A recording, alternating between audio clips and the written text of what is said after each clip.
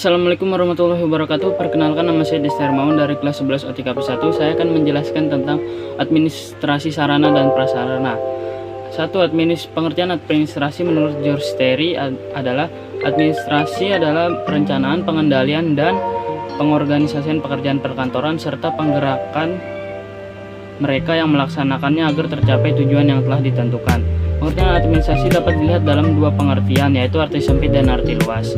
Administrasi dalam arti luas adalah proses kerjasama beberapa individu secara efisien untuk mencapai suatu tujuan. Sementara itu dalam arti sempit adalah kegiatan ketatausahaan yang meliputi kegiatan surat menyurat, catatan mencatat, pembukuan, pengarsipan. Berikut merupakan ruang lingkup pekerjaan administrasi.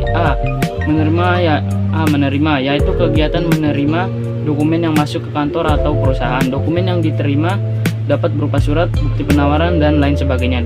B. Menghimpun, yaitu kegiatan mencari dan mengusahakan ketersediaannya segala informasi yang belum ada atau informasi yang masih berserakan di mana-mana, siap dipergunakan ketika diperlukan. Yang C. Mencatat, yaitu kegiatan tulis-menulis mengenai data-data yang diperlukan sehingga berwujud tulisan yang mempunyai arti, dapat dikirim dan disimpan. Yang D. Mengolah, yaitu berbagai macam kegiatan untuk mengerjakan data dan informasi agar dapat tersaji dalam bentuk laporan yang lebih berguna. Yang E. Menggandakan, yaitu kegiatan memperbanyak informasi dengan berbagai cara dan alat sebanyak jumlah yang diperlukan. Contoh dari yang F.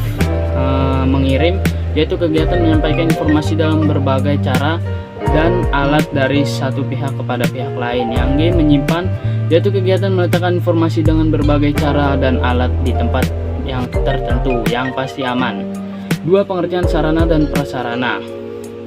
Ya, kata sarana dan prasarana merupakan dua hal berbeda. Dengan demikian, keduanya tentu memiliki makna yang berbeda pula.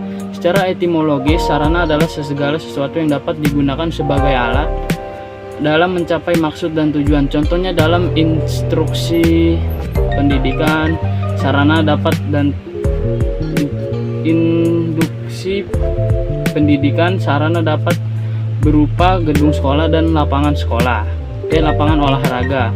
Sementara itu, prasarana adalah segala sesuatu yang merupakan penunjang utama terselenggaranya suatu proses atau usaha atau pembangunan dan proyek. Contohnya, jika dalam institusi pendidikan, sarana berbentuk gedung sekolah dan lapangan olahraga. Prasarana dapat berbentuk ruang kelas, ruang laboratorium, kamar mandi, dan perpustakaan. Adapun beberapa pengertian prasarana menurut para ahli diantaranya sebagai berikut.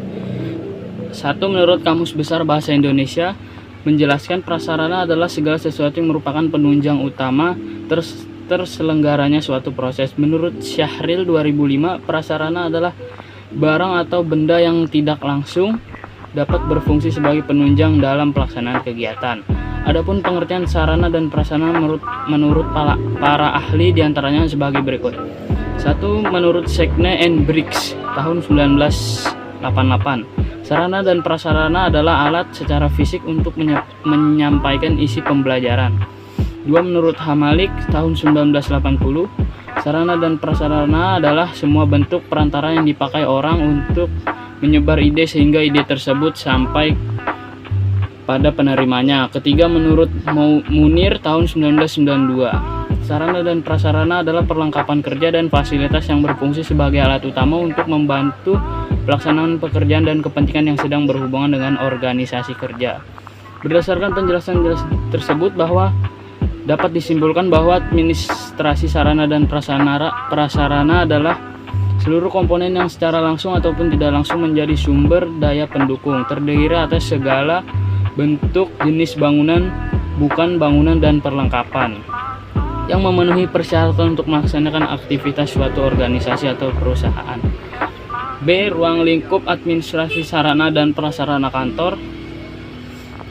Demi menunjang kinerja para karyawan, pihak kantor akan menyediakan fasilitas berupa sarana dan prasarana yang dibutuhkan. Penyediaan fasilitas sarana dan prasarana yang dibutuhkan.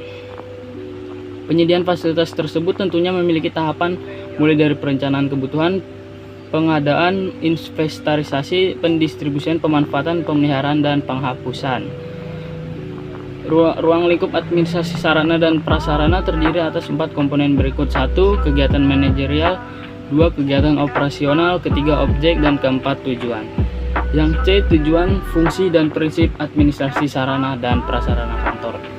Tujuan administrasi sarana dan prasarana kantor adalah terbagi menjadi 2 tujuan umum dan tujuan khusus. Berikut adalah penjelasannya. Secara umum, tujuan administrasi sarana dan prasarana adalah memberikan pelayanan secara profesionalitas di bidang sarana dan prasarana dalam rangka terselenggaranya proses administrasi kantor secara efektif dan efisien. Yang B. Secara khusus, administrasi sarana dan prasarana memiliki tujuan diantaranya sebagai berikut. 1. Mampu menyediakan data dan informasi dalam rangka menentukan dan menyusun rencana kebutuhan barang. 2. Mampu memberikan data dan informasi untuk dijadikan bahan atau pedoman dalam pengadaan barang. 3. Mampu memberikan data informasi dalam menentukan keadaan barang. Yang keempat, mampu memberikan data dan informasi dalam rangka memudahkan pengawasan dan pengendalian barang.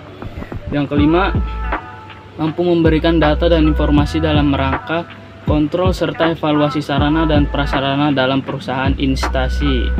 2. Fungsi administrasi sarana dan prasarana kantor adalah sebagai berikut. 1. Mempercepat proses pelaksanaan pekerjaan. 2. Meningkatkan produktivitas kerja.